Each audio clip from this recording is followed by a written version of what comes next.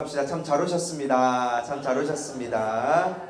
자, 사랑하고 축복합니다. 사랑하고 축복합니다.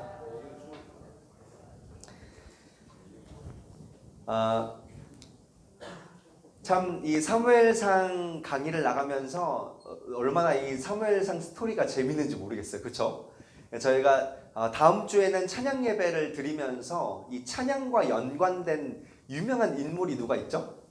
다윗이 있죠. 그래서 다음 주에는 좀 특별하게 약간 번외편으로 다윗을 함께 좀 살펴보려고 합니다.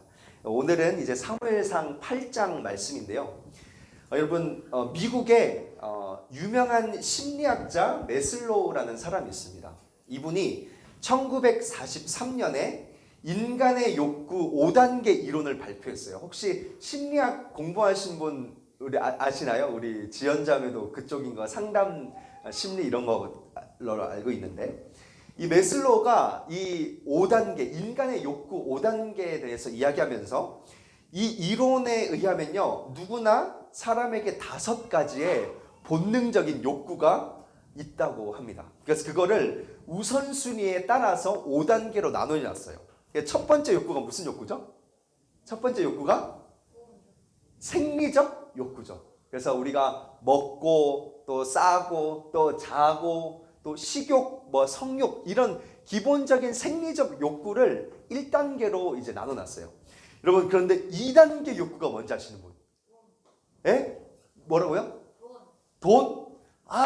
땡. 안전의 욕구.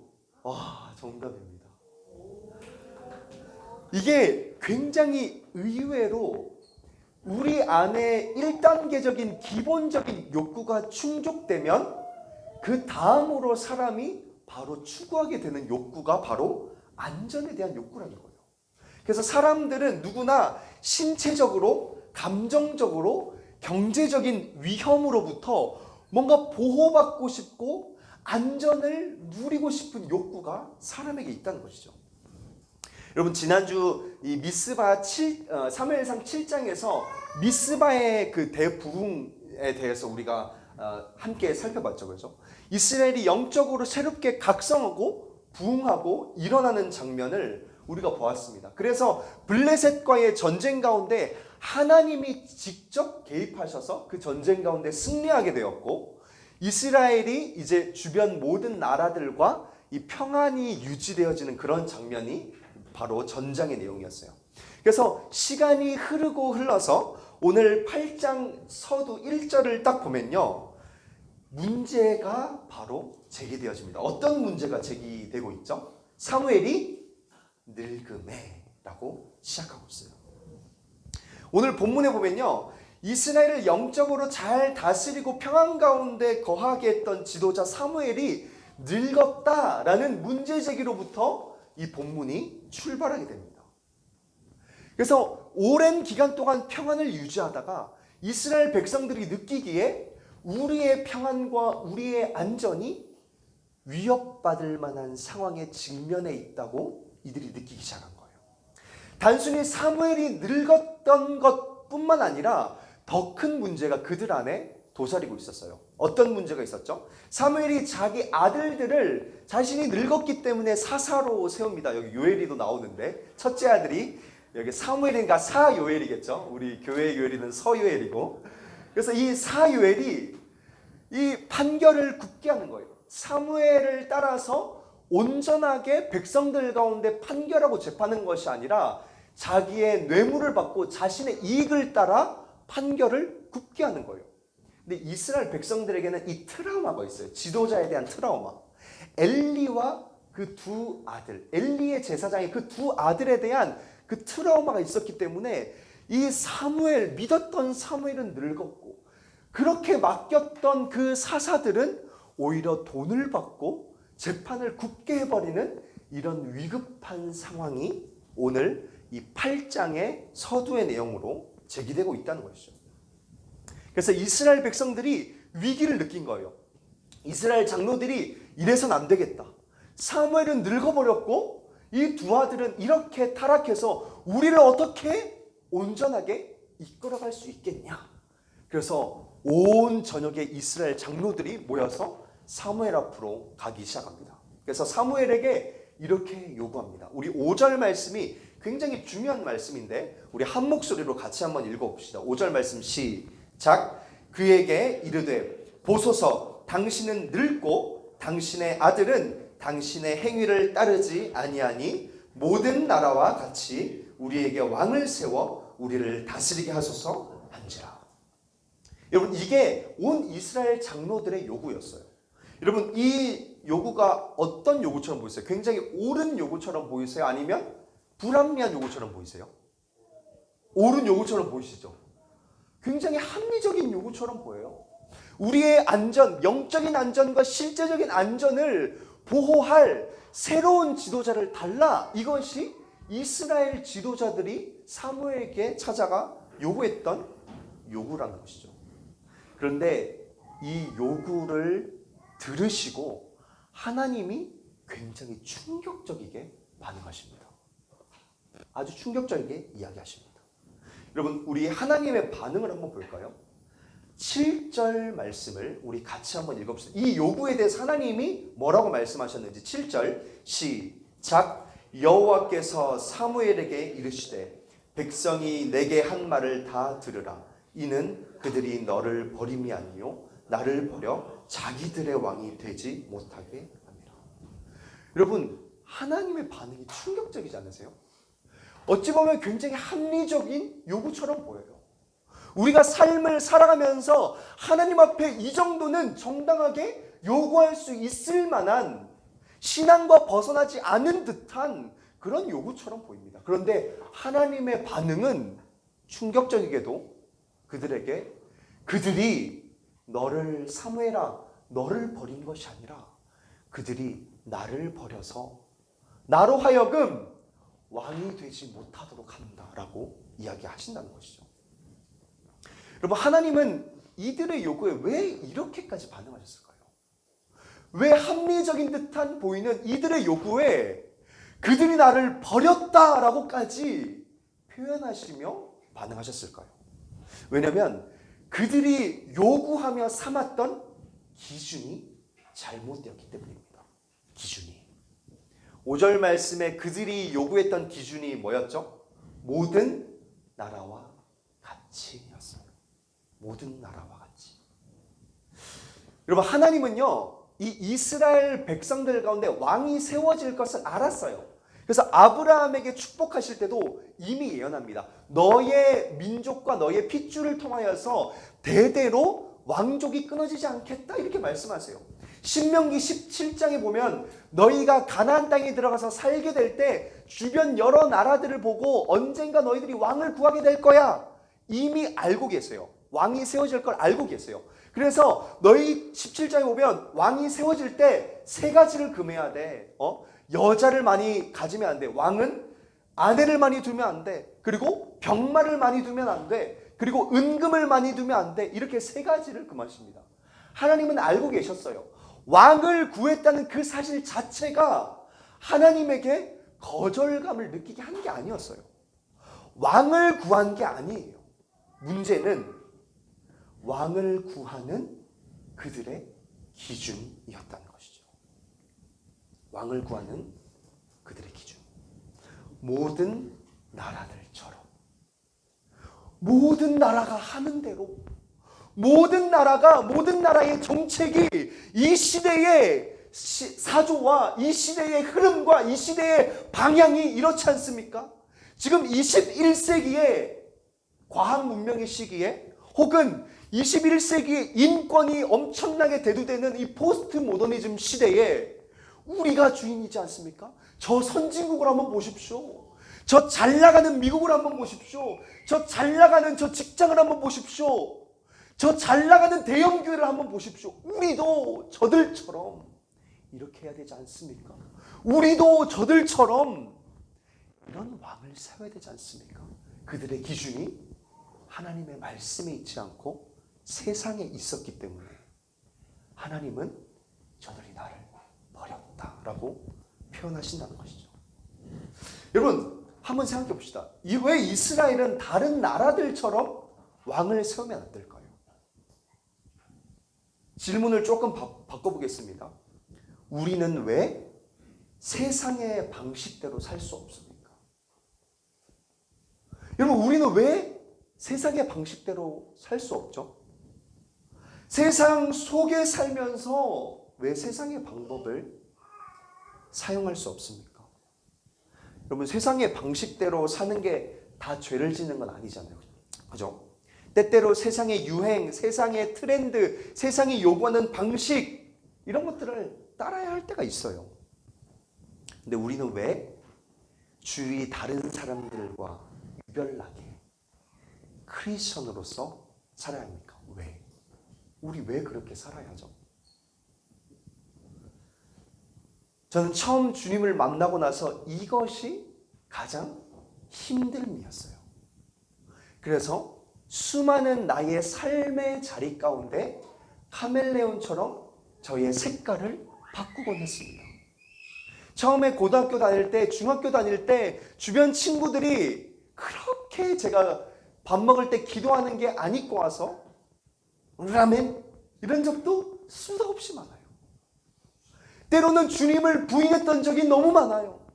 세상과 똑같은 모습으로 하나님을 때로는 욕하고 세상의 편에 서서 그렇게 살아왔던 적이 참 많아요. 제가 군대에 있을 때 이등병 때 아직도 기억나는 장면이 있습니다. 제가 그때는 신앙이 굳건히 섰을 때여서 이등병이지만 밥 먹기 전에 기도를 했습니다. 이거 엄청난 믿음이에요, 여러분. 그래도 군정백이기에 기도를 그래도 25초 정도 하고 눈을 떴는데 제 앞에 맛있는 반찬이 다 사라지죠. 모든 고기 반찬. 그때 너비아니가 나왔는데 너비아니 3조각이 다 없어졌어요. 제가 너무 마음이 아팠어요. 정말 찢어집니다. 그렇게 하루 이틀 지나면서 제 안에 찾아오는 고민은 실눈을 뜰까?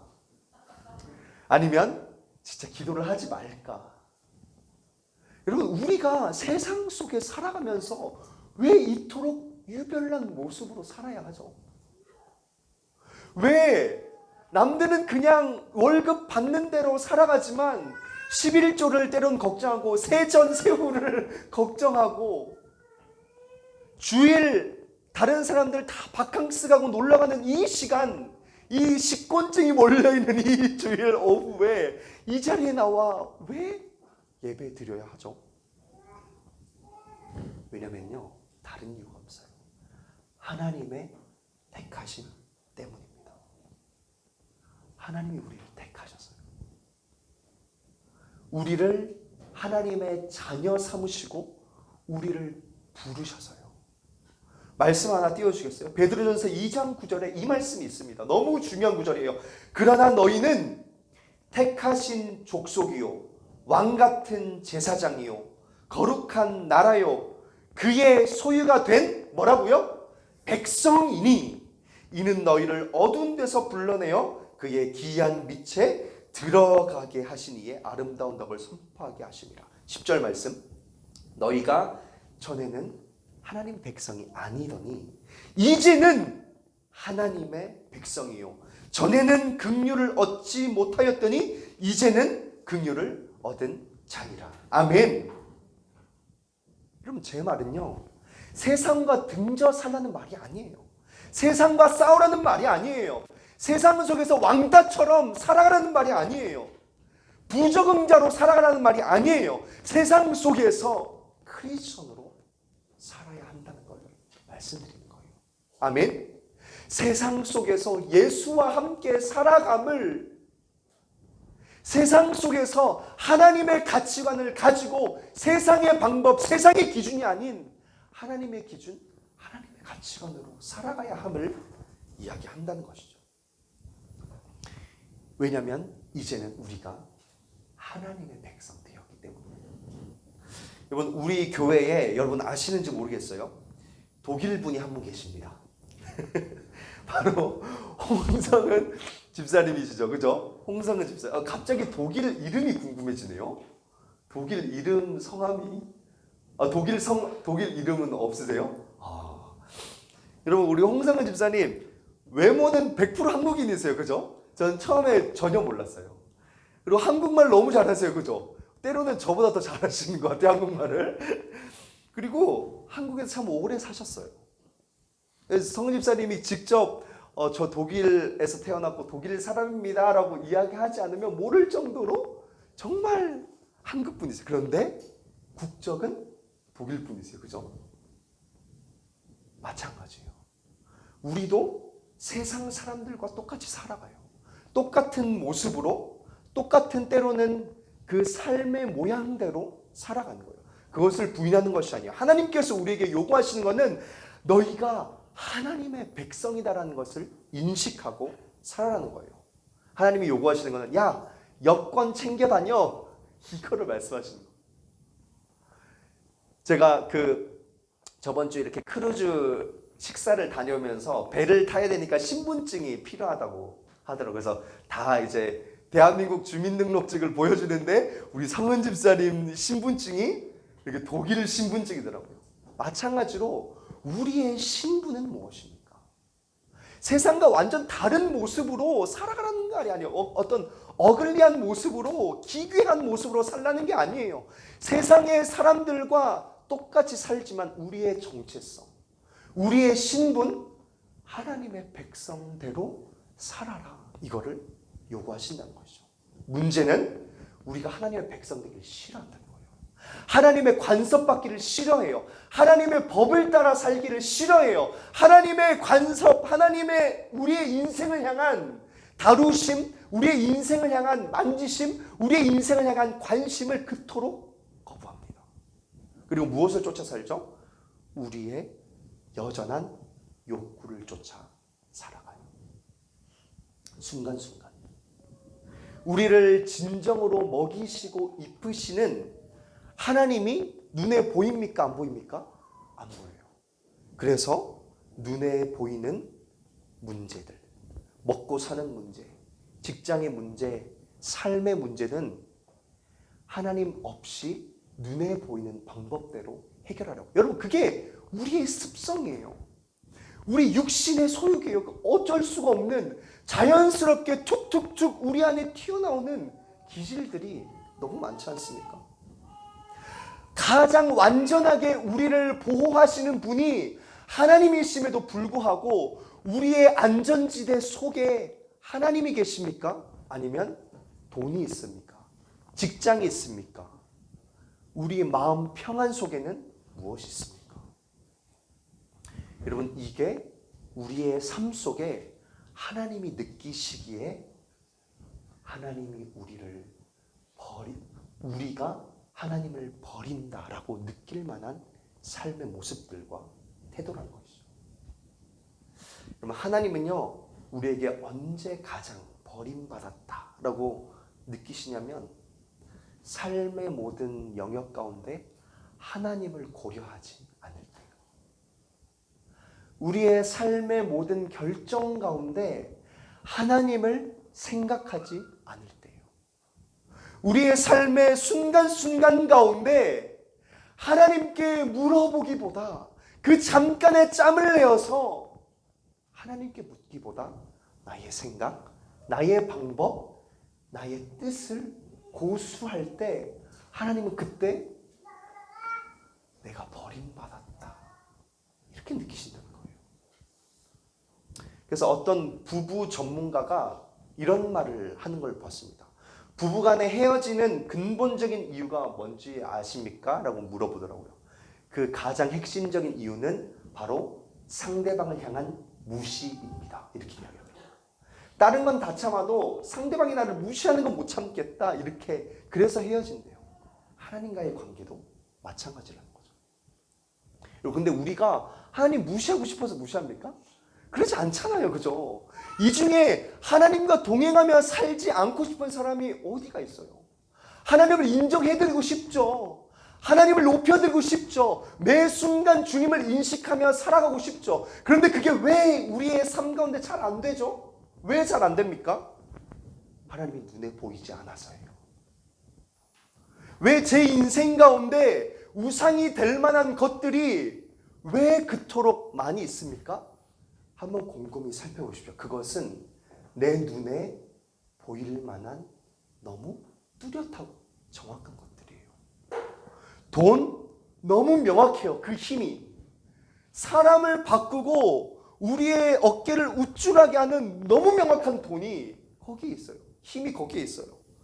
권세, 명예, 집, 차, 우리 안에 우리의 어깨를 으쓱하게 할 만한 눈에 보이는 것들이 너무 많아서 우리는 습관적으로 육신의 정욕, 암흑의 정욕을 따라 살아간다는 거예요. 하나님이 눈에 안 보이니까요.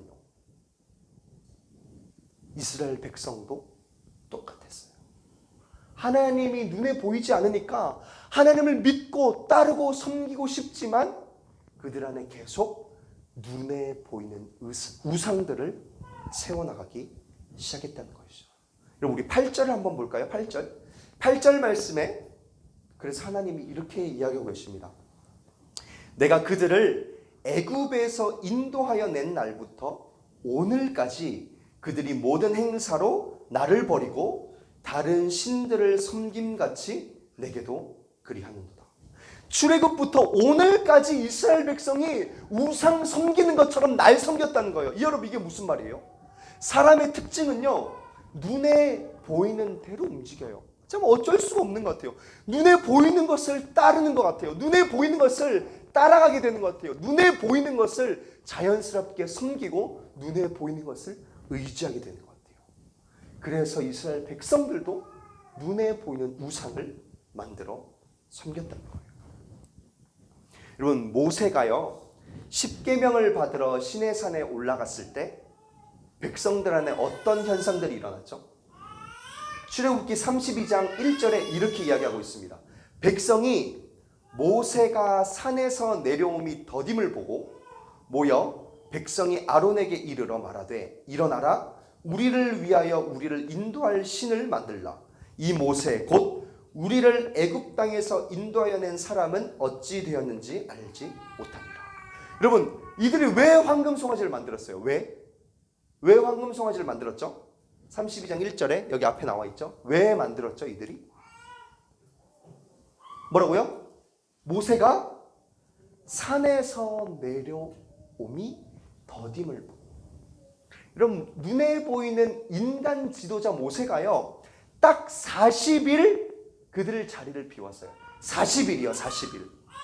40일 동안 눈에 안 보였는데 눈에 보이는 그 지도자가 안 보이니까 그새 눈에 보이는 황금 송아지를 만들어 그를 섬기기 시작합니다.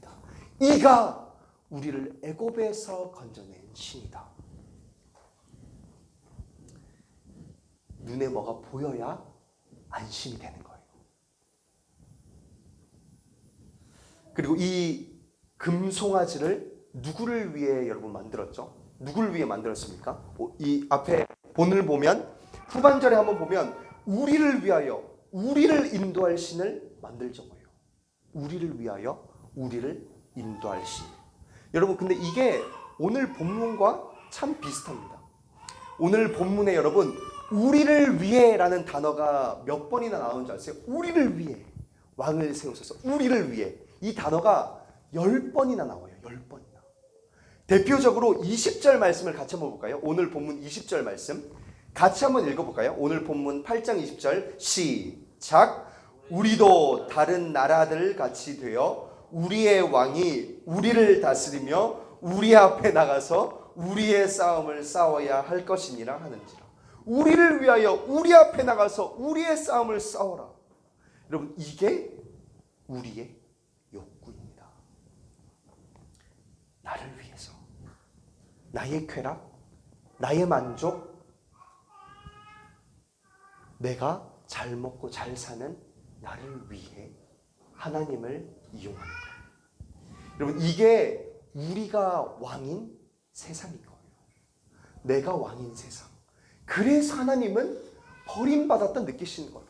눈에 보이지 않는 하나님보다 다른 것들을 붙잡기에 다른 눈에 보이는 왕을 세워달라 요구했던 그들의 요구에 하나님이 버림받았다 느꼈다는 겁니다. 여러분 우리 이 기독교인을 살아가면서 많은 사람들이 이 기독교를요, 이런 설교를 들으면요, 기독교를 금욕주의로 생각하는 분들이 많이 있으세요. 근데 기독교가 금욕주의적인 어떤 종교일까요? 절대 그렇지 않아요, 여러분. 기독교는요, 금욕주의적인 종교가 아니에요. 우리 안에 기본적인 욕구들을 다 인정해요. 왜? 그것도 하나님이 만드신 거예요. 성욕, 식욕, 기본적인 욕구들 하나님이 주신 거예요. 그걸 충분히 누릴 수 있는 권한을 우리에게 주셨어요. 문제는 뭐냐면 죄를 통하여서 이 욕구가 잘못 작동하는 데 있어요.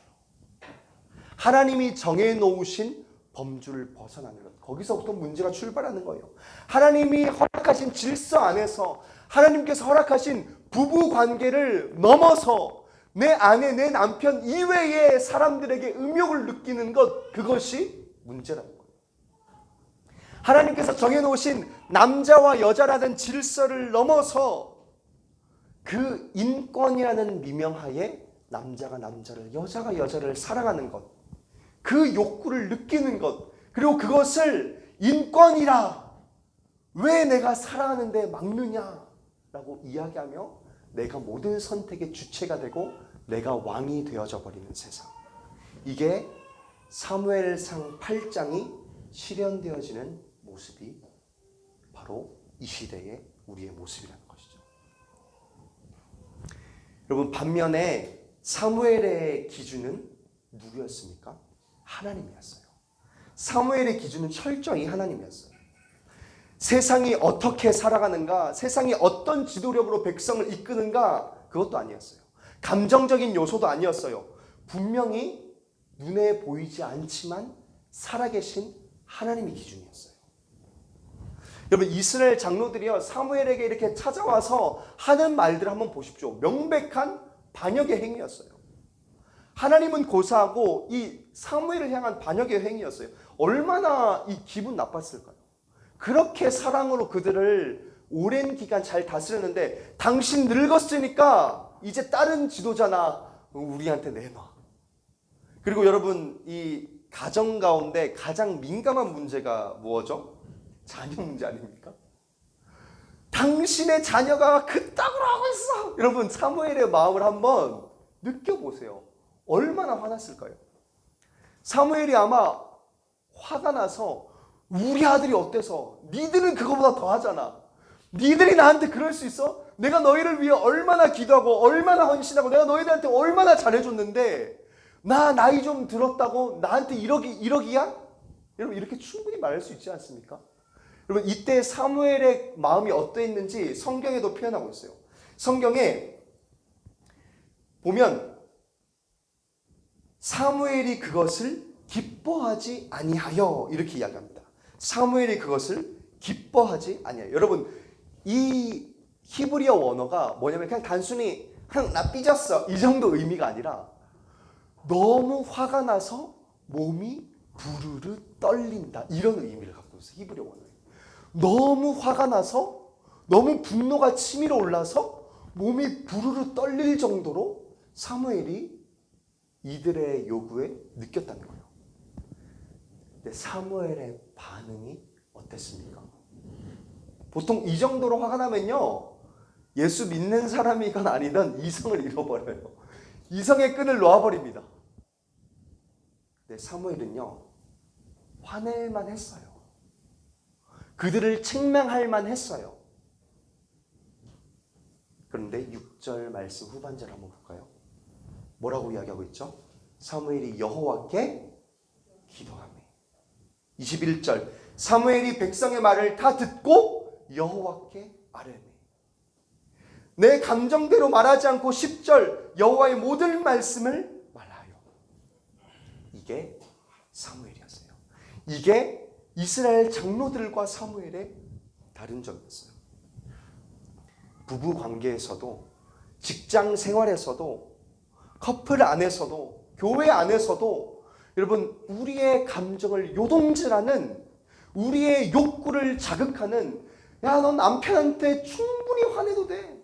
아내한테 충분히 윽박질러도 돼. 충분히 감질러도 돼. 괜찮아, 너 피해자잖아. 너무했어, 저 사람들이. 그러니까 괜찮아. 세상이 요구하는 기준대로 행동해도 돼. 세상이 말하는 가치관대로 행동해도 돼. 하나님도 용납하실 거야. 사무엘은 그 유혹에 넘어가지 않았어요. 그 순간 엎드려 기도했어요. 이게 사무엘과 우리의 차이점이 아닐까요? 마지막으로 PPT를 한번 볼까요? 그래서 로마서 8장 13절에 이렇게 이야기하고 있습니다. 너희가 육신대로 살면 반드시 죽을 것이로되 영으로서 몸의 행실을 죽이면 살리니.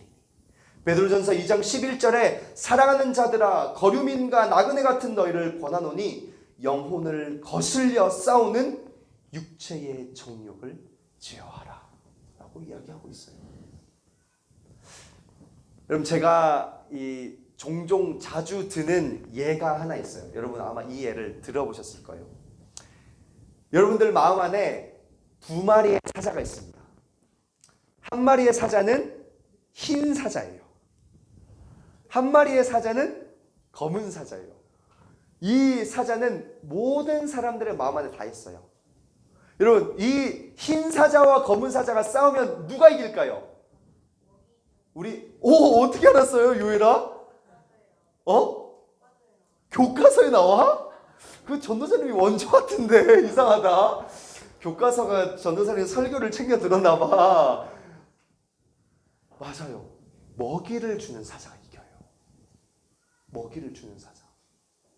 여러분, 우리가 어떻게 육신의 소욕을 이길 수 있습니까? 몸부림친다고 되는 게 아니에요. 애를 쓴다고 되는 것도 아니에요. 금욕주의적으로 우리의 의지를 가지고 노력한다. 물론 노력도 필요하겠죠. 그런데 흰 사자와 검은 사자 어느 쪽이 이기냐면 우리가 먹이를 주는 쪽이 이겨요.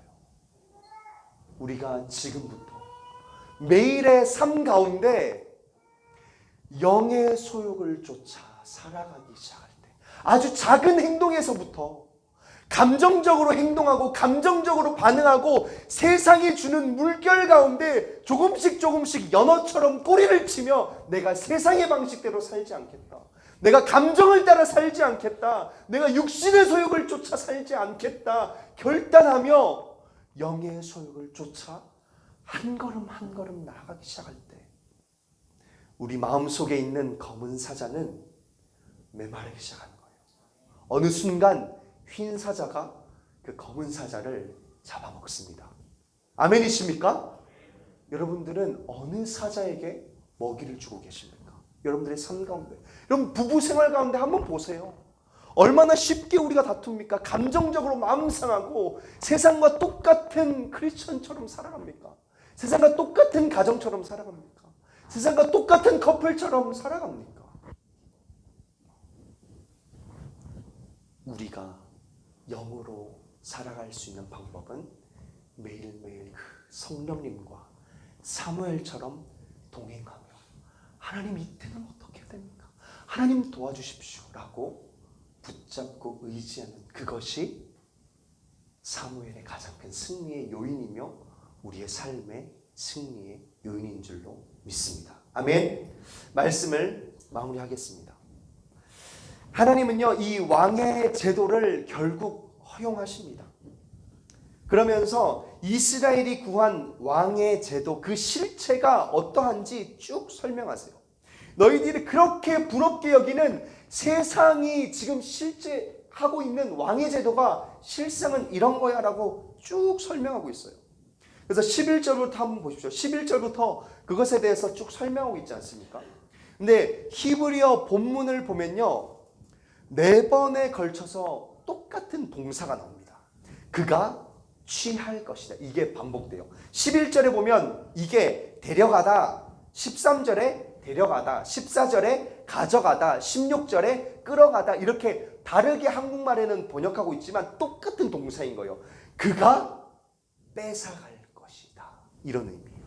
그가 뺏어갈 것이다. 여러분, 성경이 무엇을 말하고 있습니까? 너희가 세상 사람들처럼, 세상의 가치관처럼, 세상의 방법처럼 하면 더 풍성해질 것 같고, 더 안전해질 것 같고, 더 풍요해질 것 같지만 실상은 그것이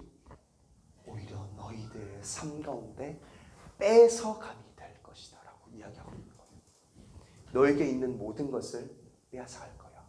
너희의 자녀들도, 너희의 돈도, 너희의 그 어떤 것들도 너희가 오히려 그것으로 풍성해지는 것이 아니라, 우리의 싸움을 그들이 대신 싸워주는 것이 아니라 오히려 너희의 삶이 빼앗겨질 것을 이야기하고 있다는 거예요.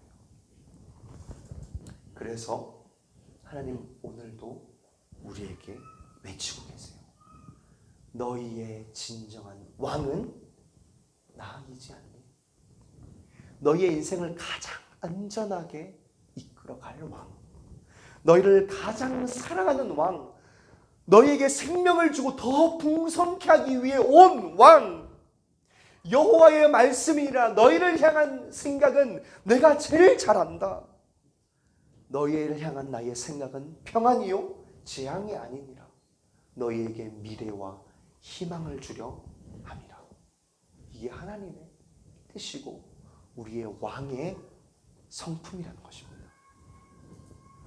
우리는 항상 거절해요. 항상 떠났는데 우리의 왕인 예수 그리스도는 오늘도 그 자리에 서서 우리를 너른팔 벌려 다시 돌아오기를 기다리고 계신다는 거예요.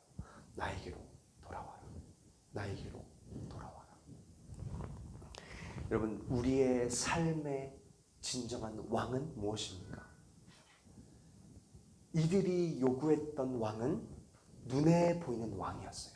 눈에 보이지 않는 왕이 계심에도 불구하고 눈에 보이는 왕을 세워 하나님을 버렸습니다. 여러분, 우리의 삶에 이런 우를 범침합시다. 아멘. 다시 한번 보이지 않지만 살아계신 하나님을 우리의 왕으로 인정하십시오. 가정 가운데, 직장 가운데, 삶의 자리 가운데 우리 그 하나님을 인식합시다. 아멘. 세상 사람들처럼 세상의 가치관대로 우리의 욕구가 요구하는 대로 살아가는 것이 아니라 영의 소욕을 쫓아, 성령의 소욕을 쫓아, 예수 그리스도의 성품을 쫓아 살아가는 우리 모든 떨기나무 교회 식구들이 되기를 간절히 소원합니다.